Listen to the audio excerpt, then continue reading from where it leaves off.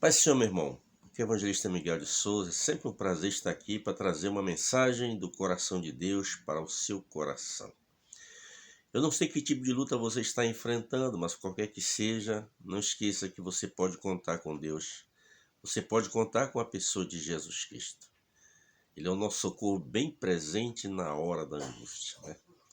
Estou com a minha Bíblia aberta aqui no livro de Juízes, no capítulo número 17, o versículo 6. Vamos pegar esse versículo, porque esse versículo ele é o versículo-chave de todo este livro, né? Então, 17, versículo 6 diz assim: Naqueles dias não havia rei em Israel, cada qual fazia o que parecia direito aos seus olhos. Nós terminamos os livros da lei, os primeiros 5 livros da Bíblia, e já entramos nos livros históricos, começou lá em Josué. Estamos agora no livro de Juízes, esse livro aqui, que foi um livro que o período Juízes durou um período de 375 anos a 425 anos. Período conhecido pelos teólogos, o período mais negro da história de Israel. Alguns teólogos definem até como o período da anarquia, né? Este versículo aqui, ele nos traça mais ou menos isso aqui. Naqueles dias não havia rei em Israel, e cada qual fazia o que parecia bom aos seus olhos. O mundo hoje ele não está muito diferente. A gente vê o mundo que estamos vivendo, vive uma verdadeira anarquia. Você já imaginou uma casa onde os filhos não respeitam seus pais? Numa casa onde o marido não consegue respeitar a sua esposa ou vice-versa? Aqueles conflitos, aquelas brigas, aqueles atritos generalizados. Você já imaginaram uma casa assim? Onde a bagunça impera, onde a desordem toma conta? Né? Um querendo falar mais alto que o outro, um querendo ter mais razão que o outro. Só o evangelho para mudar uma situação dessa. Aqui a nação de Israel, eles estão vivendo um período muito difícil. Após a morte de Josué, Deus havia orientado a Josué que era para destruir, desterrar os cananeus. Mas eles não fizeram, não seguiram na risca como deveriam fazer. Eles fizeram aliança com povos que não era para fazer aliança. A ordem de Deus era para desterrar, desarraigar, para evitar que o povo de Israel, o povo de Deus, fosse influenciado pelas nações vizinhas. É isso que é importante, a igreja, a liderança, os pastores da igreja, eles devem ter esse cuidado com o mundanismo, com o pecado, né?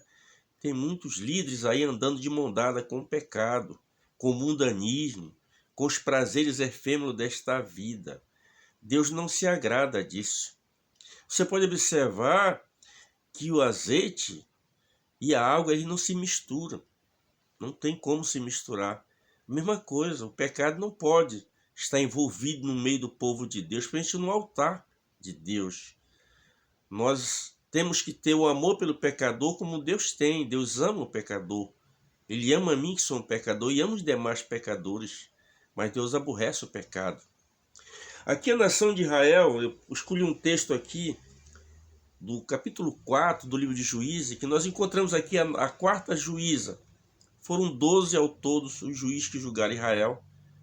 E desses 12, apenas uma mulher, chamada Débora. Ela foi a quarta juíza.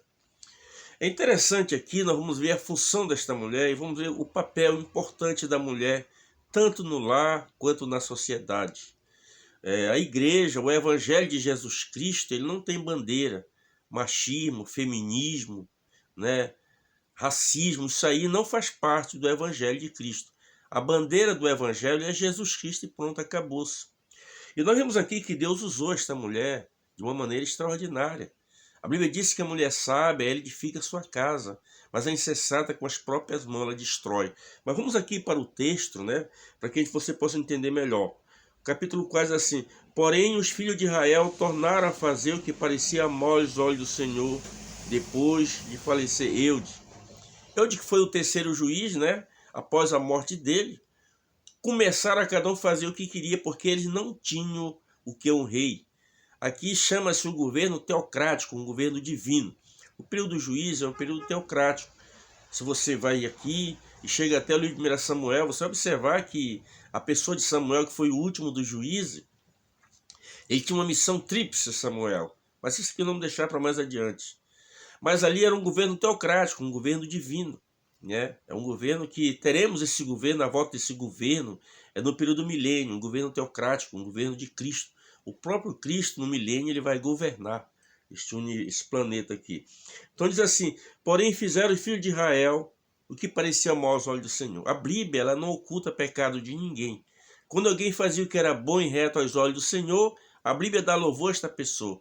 Mas quando essa pessoa transgredia os mandamentos do Senhor, imediatamente a Bíblia ela não oculta, ela não passa a mão por cima, tá? Porque nós temos que ver isso aqui. Há certos fatos na Bíblia que quando a gente se depara assim, a gente leva um choque. Poxa, mas a Bíblia ela está trazendo esse assunto à tona, claro, porque a Bíblia nós temos que aprender com os erros e acertos das pessoas. Os acertos dos homens do passado nós temos que pegar para nós, e os erros deles nós temos que ser prudente, sensato, para não cometer os mesmos erros que esses homens do passado cometeram, porque eram homens como eu, você, cheio de falhas, imperfeito, né? Então a gente depende sempre da misericórdia de Deus. Diz aqui o versículo 2, diz assim: e vendeu o Senhor em mão de Jabim, rei de Canaã, que reinava em Razor. Esse Jabim, pouco a Bíblia fala nele, é só aqui e ele sai de cena. Nos dias de Josué, ele derrotou um rei com esse mesmo nome.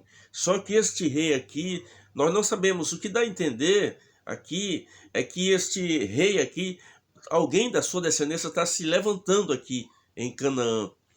Este rei aqui, ele não foi expulso, arrancado, desterrado. Apesar da pessoa de Josué ter mandado matar o primeiro, outro, Jabim, você observa que o povo ficou ali e foi se misturando. E aqui possivelmente alguém se levanta, né? Reinava em Razor. E ele tinha um capitão, que o nome do seu capitão do seu exército chamava Císera, homem cruel. É interessante que aqui nós vamos ver mais adiante aqui, ó. Então os filhos de Israel clamaram ao Senhor, porque Jabim tinha 900 carros. Irmão, esses 900 carros aqui, para você ter uma ideia, eram carros de ferro e de madeira, puxado por 2 cavalos, e na roda havia assim tipo, uns ferros pontiagudos, tipo assim, umas facas afiadas, que é aquilo que era para ir torturando as pessoas pelo caminho. Então ele tinha esse Císera, que era o capitão de Jabim, ele tinha aqui esses 900 carros naquela época. Isso aqui era muito respeitado, né? Mas a Bíblia diz que o povo de Israel, irmãos, mesmo como um crente, eu e você, às vezes a gente se distrai um pouco, a gente ora menos, a gente jejua menos, a gente consagra menos, a gente lê a Bíblia menos. Às vezes começa a se envolver com o trabalho, com tantas coisas secular da nossa vida, do dia a dia. E às vezes a gente se distrai um pouquinho da oração e Deus permite que essas circunstâncias aconteçam para que a gente se volte ao primeiro amor. Volte a orar mais, consagrar mais, buscar mais a presença de Deus. E a Bíblia diz que o povo de Israel, irmãos, quando viu, aqui a gente olha o texto, parece tudo muito simples, mas já fazia 20 anos, irmão, que Israel estava oprimido após a morte de Eudes. 20 anos de opressão aqui. O texto aqui, o escritor, ele fala muito pouco, mas foram 20 anos de sofrimento e o povo agora não aguentou mais. O povo recorreu a Deus. Que bom que o nosso Deus é um Deus misericordioso, é um Deus bondoso. Lamentações 3:22, o nosso irmão Jeremias diz que a misericórdia do Senhor, elas são a causa de não sermos consumidos, porque as suas misericórdias não têm fim e elas se renovam a cada manhã. Então, eles recorreram à misericórdia de Deus, oraram ao Senhor Deus, e o Senhor Deus prontamente se colocou ali à disposição do povo dele, para socorrer o seu povo. Porque Deus tinha um compromisso, ele havia firmado uma aliança com Abraão, com Isaac, com Jacó, e Deus então, aquela aliança de Deus continuava de pé. Apenas o povo havia se desviado dos caminhos do Senhor, se envolvido com a idolatria. A idolatria é algo terrível. A idolatria é algo terrível. É um dos pecados número 1, se a gente tivesse que avaliar assim, o pecado número 1 diante de Deus é a idolatria. A idolatria é tudo aquilo que toma o lugar de Deus. Tá? Então aqui no versículo 4 diz assim: Débora, mulher profetiza, mulher de Lapidote. Esta mulher ela tinha 2 funções importantes. Além de ser uma profetisa, uma mulher usada por Deus, ela era uma mulher casada. É muito importante isso aqui, né? O casamento, a primeira instituição divina criada por Deus. E aqui a gente vê uma mulher guerreira, anotei aqui algumas coisas na vida dessa mulher. Débora era uma mulher forte, né? Segundo lugar, Débora era uma mulher firme. E em terceiro lugar, era uma mulher decidida, ela estava decidida. Então, você observa aqui que além de ser profetisa, mas não isentava ela de ser uma dona de casa, de ser uma esposa, de ter filhos, de prosseguir a sua vida.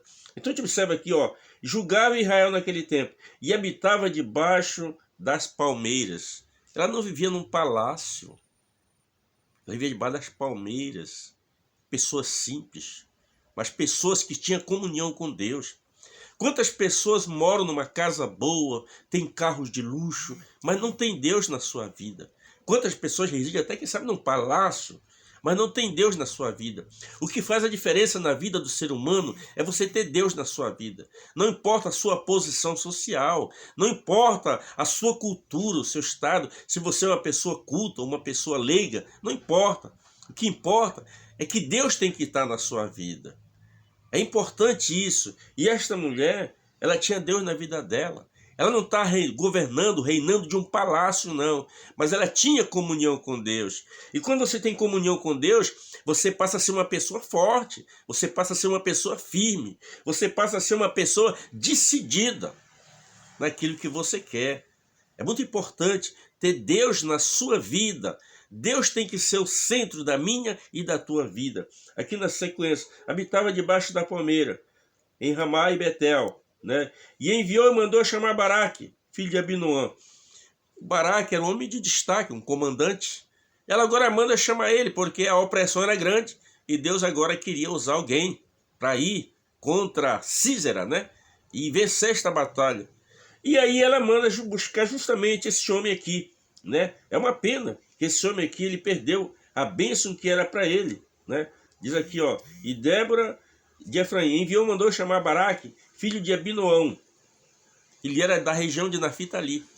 Olha, tu vem aqui e nós vamos pensar em batalha.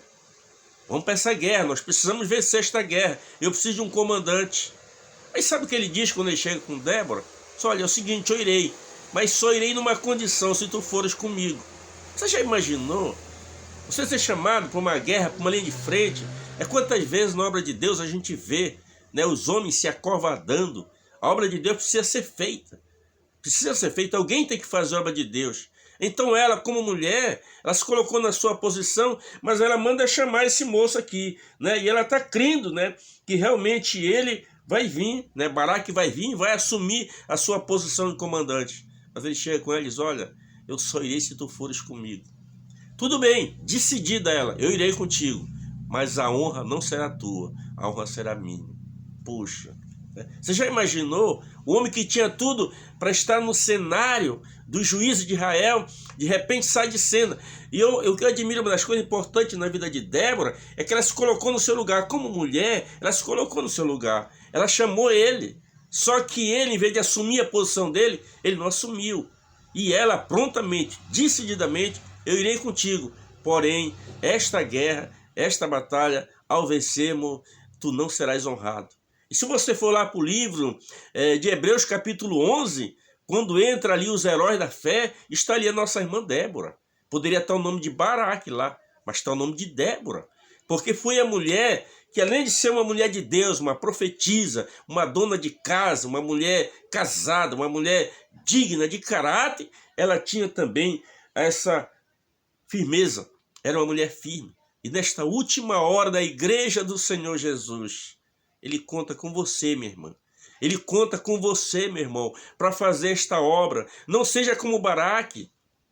Às vezes o pastor está precisando de alguém para liderar a juventude, para liderar a escola dominical, para liderar o departamento de evangelismo, e o camarada fica se escondendo, se esquivando. Não, seja decidido, assuma a sua posição e faça a obra de Deus.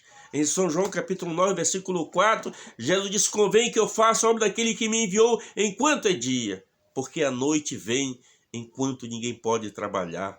Jesus está dizendo ali a seguinte, que enquanto ele estava no mundo, ele estava vivo, ele estava fazendo a obra, mas ia chegar um momento que ele ia encarar a morte, e durante 3 dias estaria, mas ao terceiro dia ele ressuscitaria. Que Deus em Cristo nos abençoe, hoje e sempre.